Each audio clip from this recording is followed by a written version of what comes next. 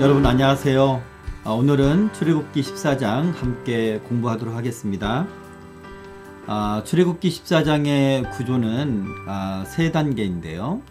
세 단락으로 되어 있는데 먼저 1절부터 9절까지는 바로의 추격입니다. 이제 바로가 이스라엘 백성들이 이제 그 출애굽한 이후에 바로가 다른 마음을 품게 되죠.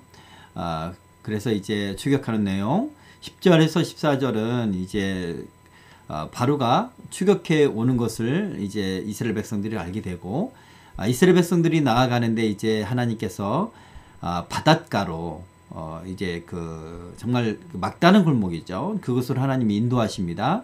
광야와 바다 사이에 이스라엘 백성들이 갇혀 있는 그런 상황이 되는 거고요. 이제 바로가 이제 쫓아와서 그 600승의 그 병거와 함께 군대를 일으켜서 그렇게 쫓아옵니다.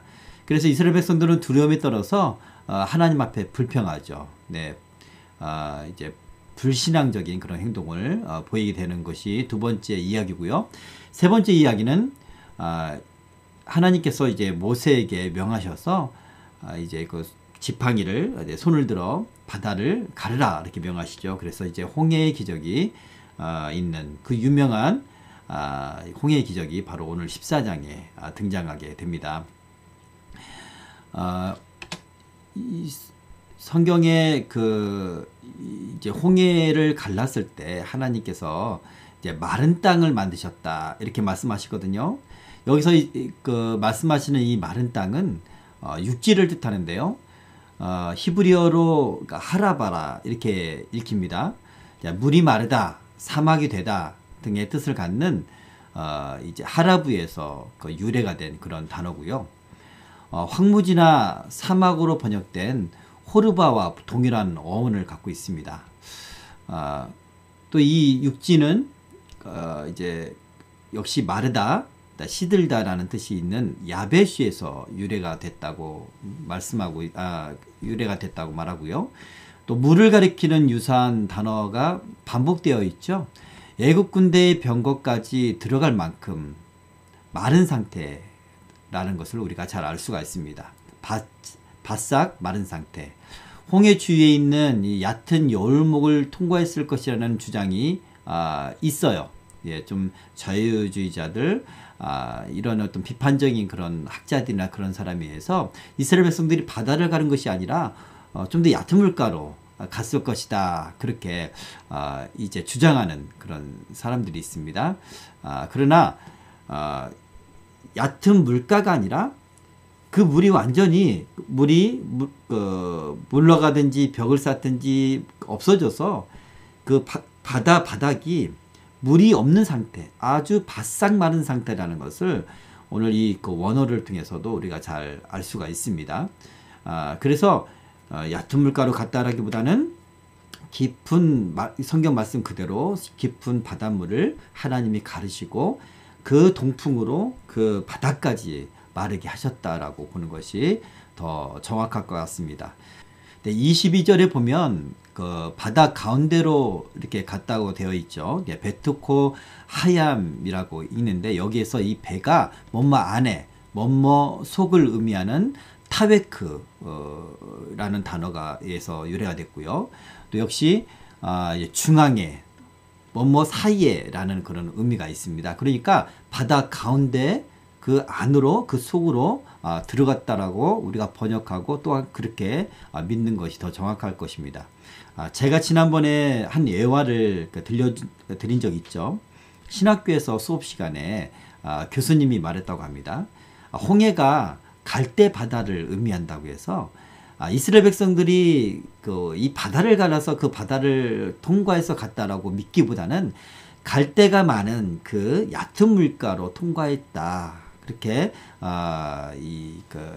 신학교 교수님이 말하자 신학생이 아주 성령 충만하고 믿음이 충만한 신학생이 손을 들고 교수님 그렇다면 정말 대단하신 하나님의 권능과 하나님의 능력을 찬양합니다 라고 말하면서 말합니다. 왜 그래? 라고 교수님 물어보니까 만약에 그렇다면 그 얕은 물가, 무릎밖에 안 오는 그 얕은 물가를 건넜다면 그 물로 이스라엘 백성들의 그 병거와 그 이스라엘의 그 군인들을 다 숨을 것은 더 큰 바다를 가르는 것보다 더 큰 능력이지 않습니까? 그런 하나님을 찬양합니다. 네, 그렇게 이해하겠다는 그런 예화가 있어요. 그렇죠. 우리가 이스라엘 백성이 바다를 가르고 갔다는 이야기뿐만 아니라 이스라엘 백성을 쫓아서 그 병거와 애굽 군대가 쫓아왔다는 거예요. 그리고 그들이 다 수몰됐다는 거고, 이스라엘 백성들이 바닷가에서 그들의 시체를 봤다는 것입니다. 이것은 명확한 그런 역사적 사실임을 우리가 잘 알 수가 있죠. 논리적으로 이 얕은 물가로 건넜다고 하는 그런 그 믿음이 부족한 신학자들의 말은 논리적으로도 맞지 않는 것을 우리가 잘 알 수가 있습니다. 네, 본문 해석으로 들어가도록 하겠습니다. 1절에서 9절 첫 번째 이야기인데, 이제 바로가 이제 추격하죠. 바로가 추격하고, 그리고 이제 백성들이 이제 나중에 이제 불평하는 그런 내용인데, 오늘 1절부터 9절은 이제 바로가 추격하는 그런 내용입니다. 제가 읽어드리겠습니다.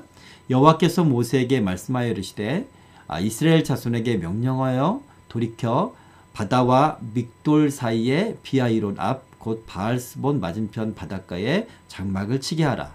바로가 이스라엘 자손에 대하여 말하기를 그들이 그 땅에서 멀리 떠나 광야에 갇힌 바 되었다 하리라. 내가 바로의 마음을 완악하게 한즉 바로가 그들의 뒤를 따르리니 내가 그와 그의 온 군대로 말미암아 영광을 얻어 애굽 사람들이 나를 여호와인 줄 알게 하리라 하심에 우리가 그대로 행하니라. 네, 여기서 돌이켜 이스라엘 자손에게 하나님이 명령하셨는데, 돌이켜서 바다와 믹돌 사이의 비아이론 앞 바알스본 맞은편 바닷가에 장막을 쳐라, 그렇게 말씀하고 있는 겁니다. 돌이키라는 것은 진행하던 그런 방향에서 다른 방향으로 돌리라는 말씀입니다. 하나님 원래 출애굽하는 그런 이제 그 경로가 아니라 하나님은 특별한 이유와 목적으로 그 이스라엘의 방향을 꺾으신 거예요. 자, 그 꺾으신 그 종착지가 어디냐? 바로 바닷가라는 거예요. 바닷가 장막에 바닷가에 장막을 치라는 것입니다. 그런데 그 바닷가에는 길이 없습니다. 네? 애굽을 나갈 그런 길이 없죠. 바다가 가로막고 있잖아요. 이해할 수 없는 그런 하나님의 인도하심이에요. 이해할 수 없는. 우리가 내가 예상할 수 있는 누구나 사람이 일반적으로 상식선에서 예상할 수 있는 그런 길로 하나님이 인도하신다면 우리가 따르기가 쉽지만, 정말 내 상황과 또 내 비전과 또 상식적으로 생각할 수 없는 그런 일반적이지 않은 그런 길로 하나님이 인도하실 때가 있어요. 그러나 그 하나님의 인도하시면은 반드시 뜻이 있으시다. 그 하나님의 인도하신 가운데 하나님이 영광 받으실 만한 그런 뜻이 있고, 우리가 하나님의 은혜와 하나님의 능력을 볼 수 있는 그런 이제 하나님의 뜻이 있다는 것을 우리가 잘 알 수가 있습니다. 자, 돌이켜, 이 단어는요, 뒤로 돌다, 옆으로 돌다 라는 뜻입니다. 자, 이렇게 돌려서 그렇게 보내다 라는 뜻이고요. 하나님께서 의도적으로 방향을 바꾸셨다는 내용 여러분 잘 기억하시기 바라고요. 자, 비아이롯은요, 믹돌과 바다 사이입니다. 바알스본 맞은편에 있죠. 자, 이 비아이롯은요, 민수기에는 그 하히롯이라고 나오는데, 여기에는 이제 우물에 있는데 우물의 깊이가 약 72m 정도 된다고 그래요. 이 우물은 물이 써서 약대들이 마실 수 없었다, 그렇게 이 지역은 말합니다. 네, 그러면 이 비아이롯의 위치가 어디냐? 아프리카 그 애굽의 본토에 있는 그런 위치냐라고 했을 때, 이 하히롯 그 우물이 파여져 있는 그 72m 정도의 그 깊이와, 또 하나는 비아이롯의 이 세모르는 동굴의 입구다라는 뜻입니다. 그 지역에는 우물이 동굴처럼 이렇게 되어 있는 우물들이 있어요. 그러니까 가나안 땅, 그리고 시나이 반도, 그리고 이제 에돔으로 이어지는 이 가나안 땅과 시나이 반도, 또 아라비아 이 지역 있잖아요. 이 유다의 가나안 땅의 남부 지역에는 그런 우물들이 꽤 있습니다. 동굴로 이루어진 우물. 자, 이것을 볼 때 이 비아이롯이라는 그 지명이 그 위치가 애굽의 본토에 있는 위치라기보다는 시내산을 시나이 반도를 가로질러서 이스라엘 백성들이 홍해 이 동쪽에 있는 홍해 있죠. 아라비아와 시나이 반도 사이에 있는 그 홍해에 위치한 그런 지역이다. 우리가 이렇게 생각할 수가 있겠습니다. 자, 바알수본이라는 이 지명은요. 페니키아 이 바알이 이제 그 페니키아 바알수본이 페니키아 신의 칭호에서 따온 그런 용어입니다. 바알 자푸나라고도 이렇게 읽는 학자들이 있어요. 자, 가나안 지역의 우상의 이름이 이 지명에 포함되어 있는 것입니다. 자, 페니키아는 어디입니까? 예, 그 가나안 땅의 북쪽에 있는 그런 지역이죠. 그러니까 여기는 이집트의 영향권에 있는 그런 지역이라고 볼 수가 없는 겁니다. 그러니까 이스라엘 백성들은 지금 어디 와 있냐면 약 5, 6일 정도의 그 이제 광야를 지나서 바로 이 바닷가, 홍해 바닷가, 이 바알스본 맞은편에 지금 와 있다라고 우리가 볼 수가 있습니다. 이 바로가 이야기를 하죠. 그들이 광야에 갇힌 바 되었다 이렇게 말합니다. 자, 바다가 앞을 막고 있는 막다른 곳이라고 제가 말씀드렸습니다. 나갈 방향을 잃고 혼란 속에서 방황하고 있다. 그렇게 표현한 거예요. 아주 절망적인 상황에 다다랐다. 그러나 이 지점은 하나님이 방향을 틀어서 인도한 지점, 특별한 하나님의 목적과 의도가 있다는 겁니다. 우리는 알지 못하지만 그 백성들은 알지 못하고 따라갔지만 그 하나님의 살아계신 그 하나님의 의도를 전적으로 신뢰하고 믿어야 돼요. 그게 바로 믿음의 사람입니다. 내 앞길에 하나님이 어떤 길을 인도하실 때 정말 예상할 수 없는 상식적이지 않는 그런 길로 인도할 때 이리 가면 망하든지 이리 가면 비전의 길이 열리지 않든지 이렇게 나는 생각하는데 그런 길을 인도하실 때도 하나님은 특별한 그런 목적이 있으시다. 그것에 우리가 신뢰하고 믿고 또 순종하는 사람이 진짜 믿음의 사람입니다. 자, 이제 바로가 이렇게 광야에 갇혔다 이렇게 얘기하는 것을 보면 이제 바로가 곧 추적할 것이다. 그 바로의 추적이 암시가 되는 그런 구절입니다. 그와 그의 온 군대로 말미암아 영광을 얻어. 예, 하나님의 목적이 지금 나오죠. 하나님의 목적은 바로 여기서 애국 군대가 그 갇혀 있는 것을 보고 추격을 하고 그 애국 군대를 거기서 하나님께서 도말하시기를. 두 가지 이유가 있습니다. 애국 군대를 하나님이 치시기 위한 것은 그 홍해의 갈라짐의 역사, 그 홍해를 통하여 그 당대의 제국인 아주 강력한 애국 군대를 완전히 도말시키는 그 하나님의 능력, 하나님의 영광이 세계의 모든 지역에 하나님의 영광이 하나님의 살아계심을 오직 하나님이 하나님인 되심을 나타내는 것. 이것이 하나님의 크신 목적이고요. 또 하나는 이 일로 말미암아 훗날에 가나안 이 애굽을 벗어난 이스라엘 백성들을 추격할 수도 있고 그들에게 어떤 영향을 미칠 수 있는 그 가능성을 하나님께서 완전히 없애셨다. 이스라엘 백성들을 위한 그런 하나님의 싸움이다. 이렇게 우리가 볼 수가 있습니다. 5절에서 이제 9절 말씀 한번 보겠습니다. 그 백성이 도망한 사실이 애굽 왕에게 알려짐에 바로와 그의 신하들이 그 백성에 대하여 마음이 완악하여 마음이 변하여 이르되 우리가 어찌 이같이 하여 우리를 섬김에서 놓아 보내었는가 하고 바로가 곧 그의 병거를 갖추고 그의 백성을 데리고 갈새 선발된 병거 600대와 애굽의 모든 병거를 동원하니 지휘관들이 다 거느렸더라. 여호와께서 애굽 왕 바로의 마음을 완악하게 하셨으므로 그가 이스라엘 자손의 뒤를 따르니 이스라엘 자손이 담대히 나갔습니다. 애굽 사람들과 바로의 말들, 병거들과 그 마병과 그 군대가 그들의 뒤를 따라 바알스본 맞은편 비하이롯 곁 해변 그들이 장막친 데에 미치니라. 자, 이스라엘 백성 그 애굽 군대가 이제 이스라엘 백성을 추격을 했는데 이 이스라엘 백성들이 장막이 친 곳까지 이제 거의 다 다른 거예요. 자, 말씀 보니까 바로가 600대의 그 병거만 동원한 게 아닙니다. 선발된 이제 장비만 그 600승이고요. 그 밖에 애굽의 모든 병거를 다 동원했다고 해요. 어마어마한 그런 규모겠죠. 네. 오늘 말씀 보니까 도망한 사실이 알려졌다고 이렇게 기록하고 있는데, 공식적으로는 바로가 이스라엘 백성들을 내보낼 때 공식적으로는 3일간 광야에서 3일 거리에 광야에서 하나님께 제사를 지내는 것을 허락한 거예요. 너희가 영원히 나가라 라는 어떤 그런 허락은 명시적으로는 공식적으로는 하지 않았습니다. 그렇죠?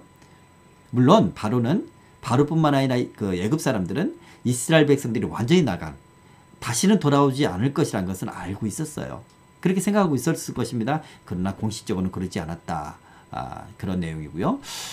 바로가 곧 그 병거를 갖추고 라고 되어 있습니다. 이 바로는 아메노텝 2세입니다. 예. 애굽의 구주들은요, 18대 왕조 때부터 병거를 타고 전쟁에 나갔다고 그렇게 기록하고 있죠. 자, 선발된 병거 600대는요, 아마도 왕을 호위하는 그런 병거, 아주 훈련된 그런 병거일 테고요.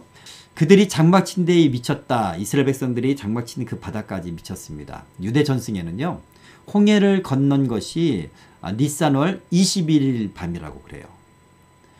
그러니까 애굽 군대가 이스라엘에 미치게 된 때는요, 이스라엘이 애굽에서 나온 지 5일 내지 6일 정도 되었을 것이다. 이렇게 우리가 생각할 수가 있겠습니다. 네. 이제 10절에서 14절 내용은 이제 그 애굽 군대를 보고 이스라엘 백성들이 두려워서 하나님께 불평하는 그런 내용입니다. 바로가 가까이 올 때 이스라엘 자손이 눈을 들어 본즉 애굽 사람들이 자기들 뒤에 이른지라. 이스라엘 자손이 심히 두려워하여 여호와께 부르짖고 그들이 또 모세에게 이르되 애굽에 매장지가 없어서 당신이 우리를 이끌어내어 이 광야에서 죽게 하느냐. 어찌하여 당신이 우리를 애굽에서 이끌어내어 우리에게 이같이 하느냐. 우리가 애굽에서 당신에게 이른 말이 이것이 아니냐. 이르기를 우리를 내버려두라. 우리가 애굽 사람을 섬길 것이라 하지 아니하더냐. 애굽 사람을 섬기는 것이 광야에서 죽는 것보다 낫겠노라. 이렇게 이스라엘 백성들이 모세에게 불평하고 이제 그렇게 대응을 하는 거죠. 이것은 이제 하나님에 대한 그런 불평이고요. 자, 이스라엘 자손들이 심히 두려워했다. 그렇게 말합니다. 여기서 심히는 아주 이루 헤아릴 수 없을 만큼의 아주 강렬한 그런 의미예요. 너무나 두려웠죠. 네. 이스라엘은요, 노예 상태에 있을 때 그 누구보다도 애굽 군대의 그 위용과 그들의 어떤 강압, 그들의 그 강함, 이런 것에 두려움에 떨었었습니다. 그렇죠? 그런 두려움, 그런 두려움의 기억이 있는 겁니다. 그런 트라우마가 있는 거예요. 이제는 모든 싸움이 다 끝난 걸로 생각을 했습니다. 10가지의 재앙으로 애굽은 완전히 끝나고 항복했을 것이라고 생각을 했어요. 그런데 끝나지 않고 그 두려운 대상들이 따라온 거예요. 그럼 얼마나 더 애굽에 있었을 때 그들을 바라봤던 그 두려움보다 지금의 두려움은 한층 더 끝났다고 생각했는데 그 두려웠던 존재들이 자기들을 죽이러 오는 것을 보고 엄청난 두려움, 아주 심히 두려워했을 것이다 라고 생각할 수가 있겠습니다.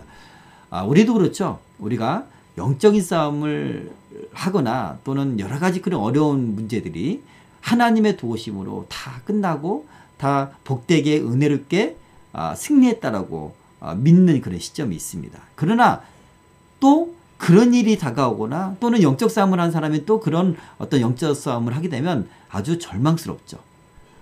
두렵게 됩니다. 이 싸움이 끝날 수 있을까? 하나님께 기도해서 내 어떤 그 몸이 아픈 것들이 많이 나아지고 우리 가난했던 것들이 우리 어려움들이 많이 개선되고 그래서 하나님께 영광까지 돌리고 찬양하고 그렇게 생각을 했어요. 이스라엘 백성처럼. 그런데 또다시 어려움이 오면 절망적인 거예요. 이것이 반복되는 거 아닌가? 이전에 하나님이 도와주셨던 건 뭐지? 그냥 제한적인 그런 하나님의 도움과 그런 은혜인가? 이런 이 복잡한 생각들이 들게 되죠. 이럴 때 우리가 이런 두려움이 있을 때 믿음을 잃게 되는 겁니다. 자, 이스라엘 백성들은 비록 하나님의 권능을 체험했지만 그 하나님의 인도하심이란 바다와 광야에 막힌 그 애국 군대에 포위된 상태에 직면하게 된 거예요. 하나님의 도우심과 인도하심이. 하나님의 은혜를 충분히 경험했지만 지금의 내 삶의 상태가 하나님의 인도하심이 오히려 인간의 눈으로 볼 때 더 안 좋은 상태, 더 극단적으로 막다른 골목에 내몰린 상태가 될 때가 있습니다. 그랬을 때 우리가 더 믿음을 잃게 되고 그리고 더 낭망하게 되는 그런 모습을 이스라엘 백성들이 지금 보여주고 있습니다. 자, 그들이 이제 여호와께 부르짖었다 이렇게 말을 하고 있죠. 그 이스라엘 자손이 심히 두려워하여 여호와께 부르짖었다. 이것은 하나님께 기도하는, 그러니까 믿음으로 하나님께 강청하는 그런 태도라기보단 불신앙적인 아우성이에요. 하나님 앞에 불만 어리는 그런 아우성입니다. 그죠? 그것을 이야기하는 거고요. 애굽에 매장지가 없어서 우리를 이렇게 죽게 하느냐 그렇게 불평하고 있죠. 이것이 바로 이제 이스라엘 백성들이 여호와께 부르짖은 내용이에요. 네, 이것은 하나님 앞에 불평하고 또 그 하나님을 대적하는 그런 기도죠, 기도. 우리도 그런 기도를 할 때가 있습니다. 자, 지금까지 베풀어 주신 하나님의 은혜를 완전히 짓밟는, 과거에 지금까지 하나님 은혜 베풀었을 때 했던 그 찬양들을 완전히 다 없는 것처럼 만들어버리는 그런 항변이다. 그렇게 우리가 볼 수가 있습니다. 어찌하여 이같이 하느냐라고 말합니다. 하나님의 뜻과 인도에 대한 불평과 항변이죠. 첫 번째로 하나님과 출애굽의 의미를 완전히 깨닫지 못해서 이런 모습을 보이는 것입니다. 두 번째는 몸은 비록 출애굽했지만 마음은 여전히 노예 상태인 거예요. 마음은 여전히 노예 상태에 있기 때문에 내 상황이 더 어려워지면 다시 그 불평과 두려움 가운데 있는 거예요. 다시 그 애국 군대의 두려움 속에서 벗어나지 못하고 있는 겁니다. 우리가 하나님의 은총을 받을 때는 신앙으로 공부된 상태에 있다가 어려움을 당하게 되면 하나님의 모든 인도하심에 대해서 회의를 갖는 그런 불신앙적인 상태다. 그렇게 우리가 생각할 수가 있겠습니다. 애굽 사람들을 섬기는 것이 죽는 것보다 더 낫겠노라 이렇게까지 얘기를 해요. 하나님이 이들의 이 이야기를 들었을 때 얼마나 마음 아프고 실망스러웠을까 그렇게 생각이 되어지는데, 네, 하나님이 주신 백성으로서, 하나님 백성으로서의 그런 영적인 특권과 자유를 완전히 묵살해버리고 스스로 노예되기를 자원하고 있는 그런 내용이죠. 신앙인으로서 믿음의 길을 가는 것에 회의감을 느끼고 다시 세상으로 되돌아가려는 그런 성도들의 태도에서 이런 모습들을 엿볼 수가 있고요. 예굽의 노예로 벽돌 가마 연기 속에서 사는 것보다 광야의 넓은 대기 속에서 하나님의 자녀로 살겠노라. 그렇게 말하는 것이 진짜 60만 구원받은 게 아니라 진짜 이 안에까지 믿음까지도 영혼까지도 완전하게 출애굽한 그런 성도들의 모습이 아닐까 그렇게 생각을 합니다. 자, 10절부터 14절 말씀 13절 14절을 한번 읽어보도록 하겠습니다. 모세가 백성에게 이르되 너희는 두려워하지 말고 가만히 서서 여호와께서 오늘 너희를 위하여 행하시는 구원을 보라. 너희가 오늘 본 애굽 사람을 영원히 다시 보지 아니하리라. 여호와께서 너희를 위하여 싸우시리니 너희는 가만히 있을지어다. 네, 모세가 지금 백성들한테 이야기를 합니다. 너희는 두려워하지 말고 가만히 서라. 너희는 두려워하지 말고 서서 하나님께서 하시는 일을 보라는 겁니다. 여러분, 두려움은요, 불신앙적인 그 행동의 원인이 됩니다. 두렵기 때문에 믿음을 잃게 되는 거예요. 염려가 있기 때문에 믿음을 잃는 거예요. 반대로 이야기를 해도 논리적으로 맞습니다. 네, 믿음이 부족하기 때문에 염려가 되고 믿음이 없기 때문에 두려운 겁니다. 모든 염려와 두려움을 내려놓아라. 내 안에서 이 하나님께 불평하고 있는 또 불신앙케 하고 있는 이 주동하고 있는 모든 것, 그것을 다 내려놓아라. 내려놓고 가만히 서 있으라는 그런 모세의 뜻입니다. 그러니까 한마디로 수동적인 자세로 있어라. 응? 네가 주동하지 말고, 네가 생각하지 말고, 네가 염려하거나 두려워하거나 믿음 없는 걸로 너를 그렇게 너의 모든 생각을 장악되지 말고 그냥 하나님만 바라보고 서 있어라. 그런 수동적인 자세를 취하라고 말합니다. 우리가 두려울 때 염려가 될 때 바로 하나님 앞에 이렇게 서 있어야 돼요. 모든 생각을 버리고 믿음으로 하나님만 바라보는 거예요. 하나님의 하실 일들만 바라보는 것입니다. 그랬을 때 승리하는 겁니다. 참 믿음은요, 자기가 자신의 주인이 아니라 하나님이 자신의 주인이라는 것을 깨닫고 그대로 순종하는 것, 그대로 행동하는 것. 그것이 진짜 믿음인 거예요. 자, 하나님께서 행하시는 그 구원을 보라. 그렇게 말씀하죠. 전능하신 하나님이 너를 위해 일하시는 그 놀라운 구원 사역을 분명히 지켜보라. 그렇게 말하고 있습니다. 오늘 본 예굽 사람을 영영이 다시 보지 아니하리라. 영원히 다시 보지 아니하리라. 하나님의 구원하심은요, 하나님의 승리는 완전한 승리라는 것을 강조하고 있습니다. 이스라엘 백성들의 구원, 오늘날 성도들을 구원하시는 그 하나님의 구원하심은 완전하고 영원하십니다. 그 어떤 세력도 전에 주인 노릇을 하던 그 악한 세력이 다시는 주인이 행사하지 못하도록 하나님이 완전한 구원을 이루시는 거예요. 그러기 위해서 하나님이 이스라엘 백성들을 이곳으로 바닷가로 부르셨고, 그리고 애굽 군대를 승물시키려는 그런 하나님의 그 완전한 구원의 의도가 있었다는 것을 우리가 꼭 기억했으면 좋겠습니다. 네, 15절 말씀 보도록 하겠습니다. 자, 15절부터 31절은 이제 홍해의 기적 이야기가 다뤄지고 있습니다. 15절, 여호와께서 모세에게 이르시되 너는 어찌하여 내게 부르짖느냐? 이스라엘 자손에게 명령하여 앞으로 나아가게 하고 지팡이를 들고 손을 바다 위로 내밀어 그것이 갈라지게 하라. 이스라엘 자손이 바다 가운데서 마른 땅으로 행하리라. 내가 애굽 사람들의 마음을 완악하게 할 것인데 그들이 그 뒤를 따라 갈 것이라. 내가 바로와 그의 모든 군대와 그의 병거와 마병으로 말미암아 영광을 얻으리니 내가 바로와 그의 병거와 마병으로 말미암아 영광을 얻을 때에야 애굽 사람이 나를 여호와인 줄 알리라 하시더니. 네, 이 말씀 그대로 나중에 그 애굽 사람들이 이제 그 홍해 가운데서, 그 바다 가운데서 앞으로 가지도 못하고 바퀴가 막 빠지고 막 그런 상황에서 하나님을 인정하게 돼. 그대로 됩니다. 하나님 말씀처럼. 자, 그런 구절이 오늘 뒤에 절에 나오는데, 자, 너는 어찌하여 부르짖느냐? 지금 하나님은 지금 모세에게 그렇게 말하고 있어요. 어찌하여 내게 부르짖느냐? 믿음의 행동을 먼저 보이라는 말씀이시죠. 너는 왜 큰 소리로 강청하기만 하느냐? 그렇게 말씀하고 있는 뜻입니다. 모세가 해야 할 바를 하나님 촉구하시는 거예요. 그것은 뭡니까? 모세가 믿음으로 바다를 가르는 거였어요.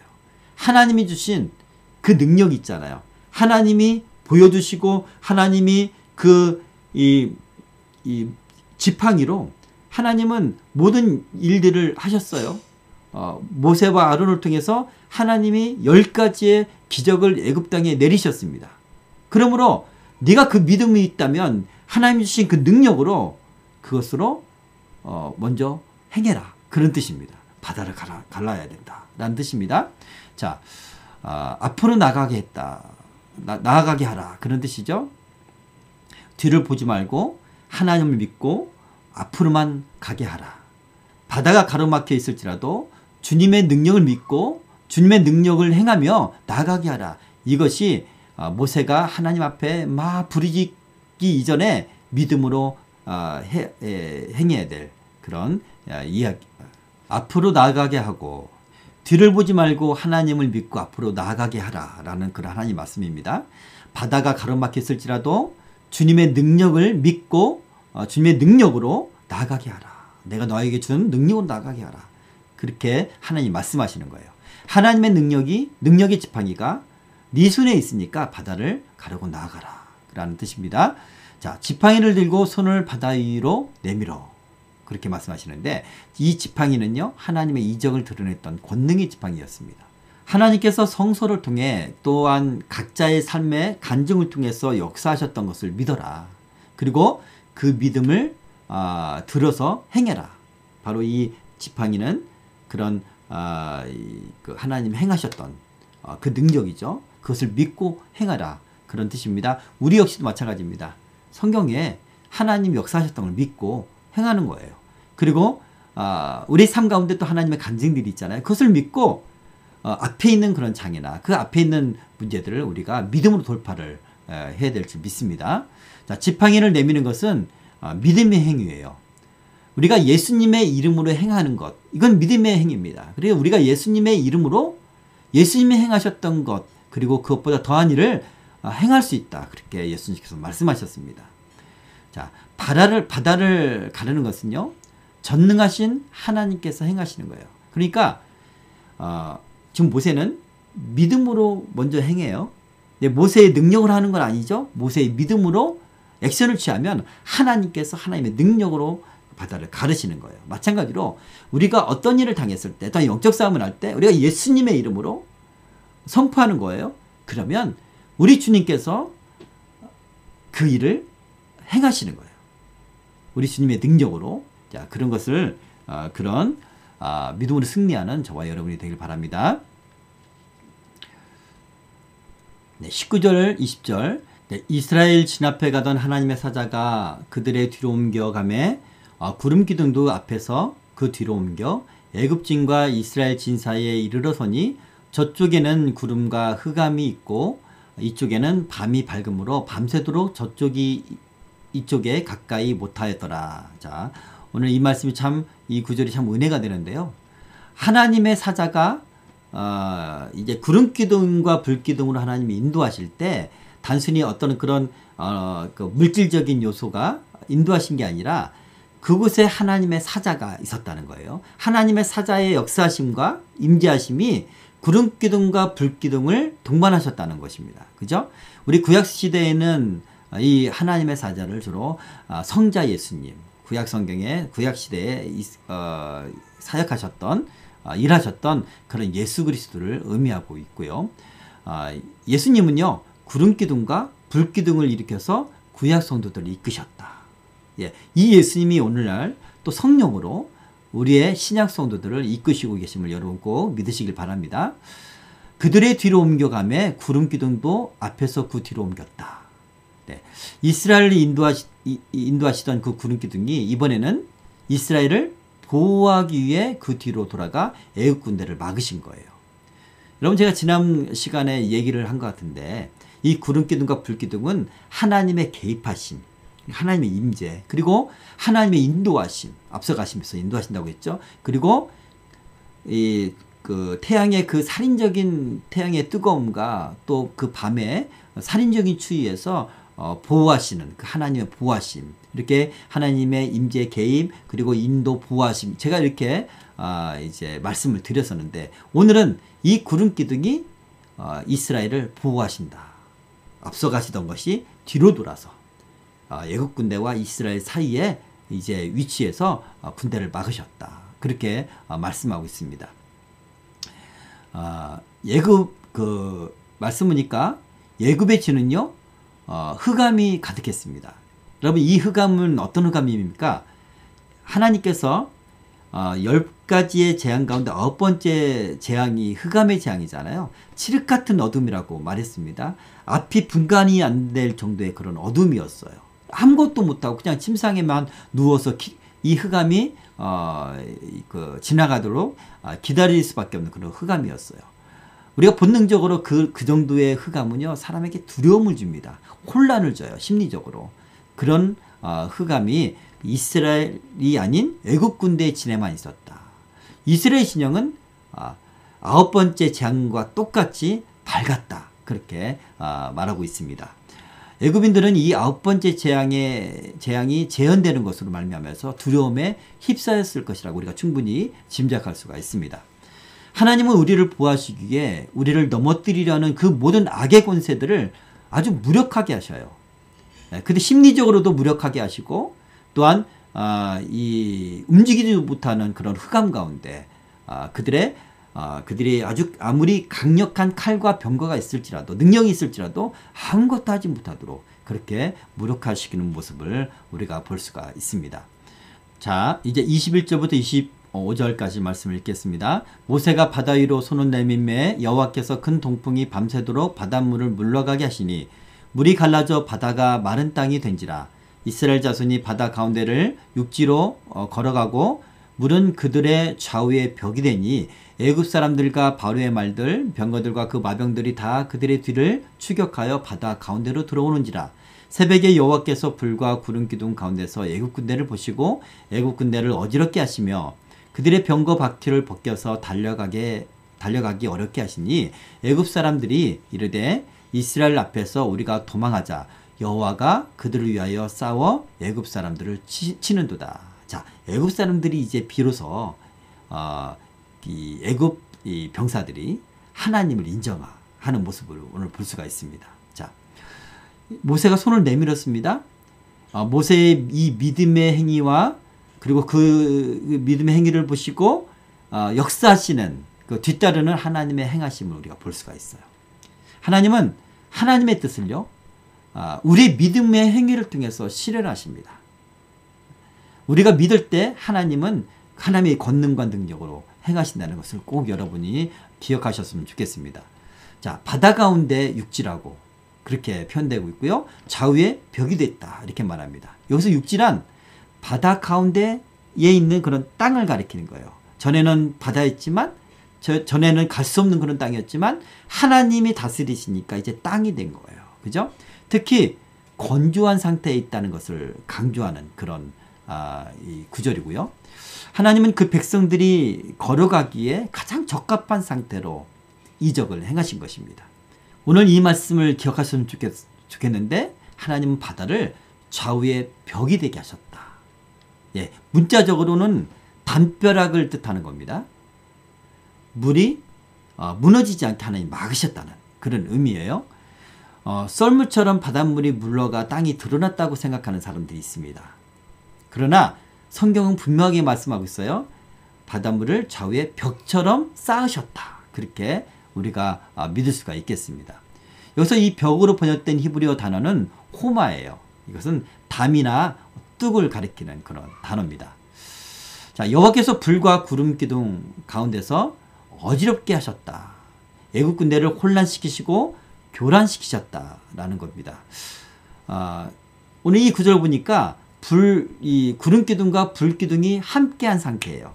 우리가 흔히 알기는 낮에는 이 구름 기둥, 밤에는 불 기둥이 인도했다. 이렇게 우리가 이 성경은 그렇게 인도하실 때 그렇게 하셨잖아요. 근데 오늘은 이 홍해 가운데서 이 애굽 군대를 혼란케 하시고 교란시키시고 그들에게 두려움을 주시기 위해서 그들을 막으시기 위해서 하나님 구름 기둥과 불 기둥이 함께한 상태, 그런 상태로 이들을 어지럽게 하셨다라고 우리가 이 구절을 통해서 분명하게 알 수가 있습니다.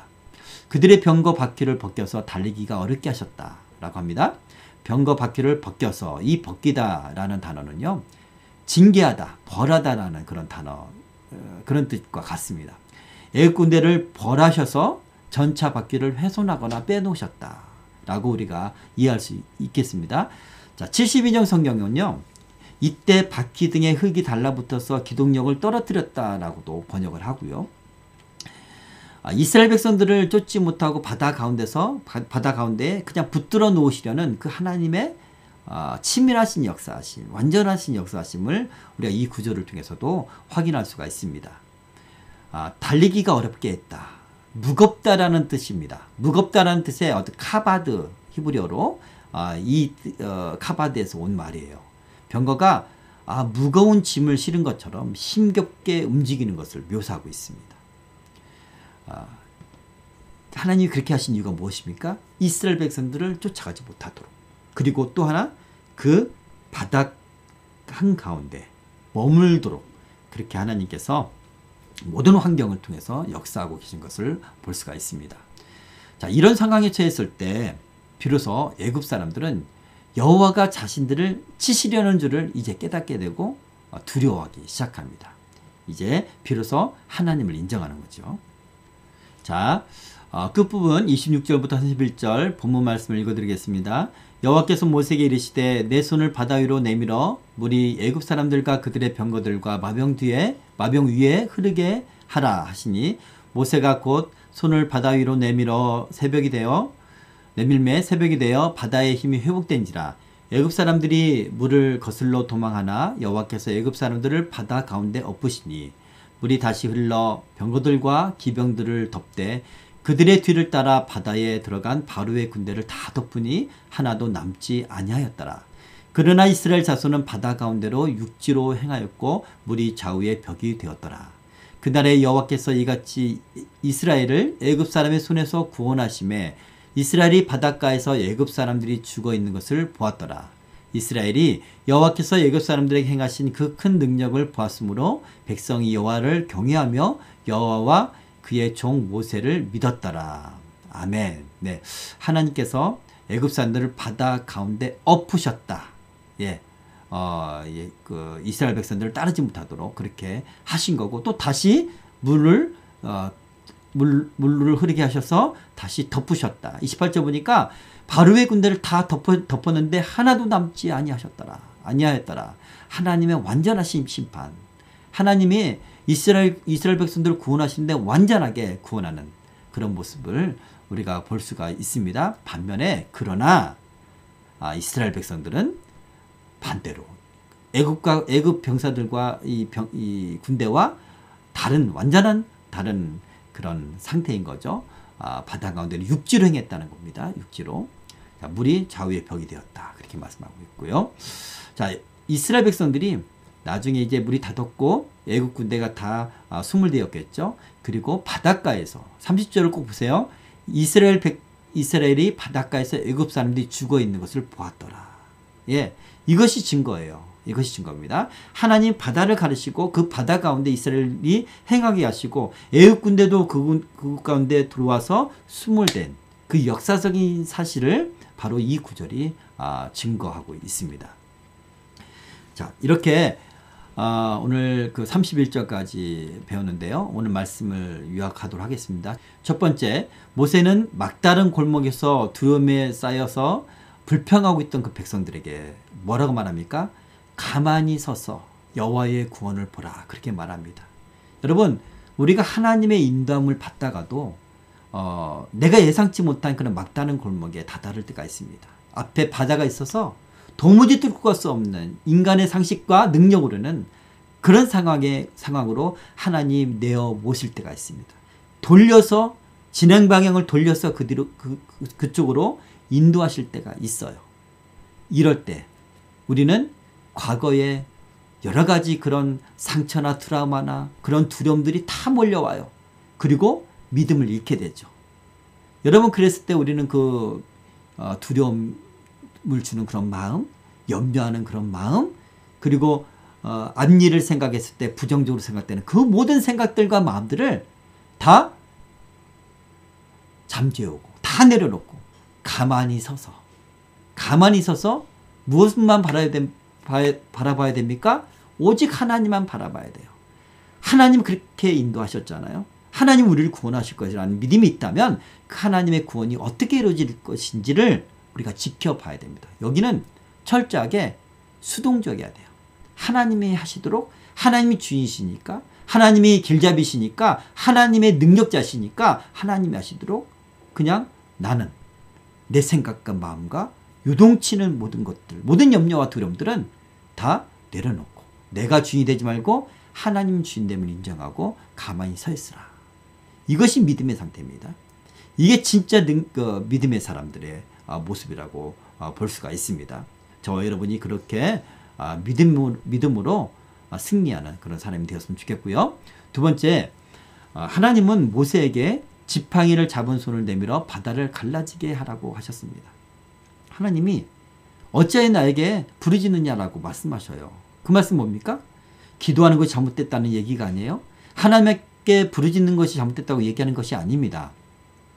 언제나 무슨 일을 하든지 우리는 어떤 길로 가고 또 하나님의 사역을 함에 있어서도 하나님께 기도하고 해야겠죠. 하나님 뜻을 알아야 되니까. 그러나 지금의 이 상황은 백성들이 불평하고 위급한 상황에서 하나님 앞에 불신앙적인 그런 어떤 이야기를 하는 상황에서 모세가 하나님께 그렇게 부르짖는 내용입니다. 하나님이 하신다는 것을 믿는다면, 그리고 하나님이 너에게 준 그 능력으로 행하셨다는 걸 믿는다면 그것으로 네가 믿음의 행동을 먼저 보여야 된다. 그런 말씀이에요. 두려워하지 말고 위급한 그런 마음을 갖지 말고 예수 이름으로 행하라는 거예요. 하나님이 살아계시니까 행하라는 거예요. 하나님이 앞길로 가야 된다는 그런 뜻을 알고 있으니까 행하라는 거예요. 예, 바로 그런 믿음의 행위가 우리에게 꼭 필요하다는 것을 여러분 꼭 기억하시기 바라고, 우리가 그것이 하나님의 뜻이라는 걸 믿는다면 우리가 구원받는 것, 또 이스라엘 백성들이 이제 그 군대로부터 벗어나서 앞으로 진행하는 것이 하나님의 뜻이잖아요. 마찬가지로 우리 삶 가운데도, 우리 또 많은 사역 가운데서 우리가 기도하고 하나님과 교통을 통해서, 교제를 통해서 하나님 뜻을 분명히 알고 있다면 우리가 믿음으로 행하는 것, 이것이 정말 중요합니다.